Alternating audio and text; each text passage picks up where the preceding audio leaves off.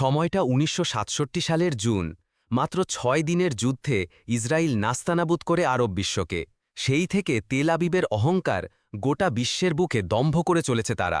কিন্তু ৫৮ বছর পর সেই জুনেই চূর্ণ বিচূর্ণ হল ইসরায়েলের সেই অহংকার। আরব বিশ্ব নয়, এবার একা ইরানই তা করে দেখাল। গত ১২ দিনের যুদ্ধে ইরান ইসরায়েলের মধ্যে হয়েছে নজিরবিহীন সংঘাত। প্রথমবারের মতো ইসরায়েলি নাগরিকদের বাংকারে পালিয়ে থাকতে হয়েছে দিনরাত। ইরানের মুহুর্মুহু ক্ষেপণাস্ত্র হামলা, সুপারসনিক মিসাইলের গর্জনে কেঁপে উঠেছে তেল আবিবের আকাশ। ভেঙে চুরমার হয়েছে ইসরায়েলের আয়রন ডোমের অহংকার।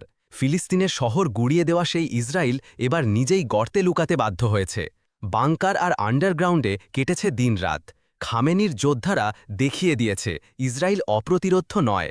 ইসরায়েলি স্থলবন্দর, নদীবন্দর, বিমানবন্দর, বিদ্যুৎ কেন্দ্র, এমনকি মোসাদের সদর দপ্তরও ইরানি মিসাইলের আঘাতে কেঁপেছে। নেতানিয়াহুর ভুল সিদ্ধান্তে যুদ্ধের মুখে পড়ে ইসরায়েল।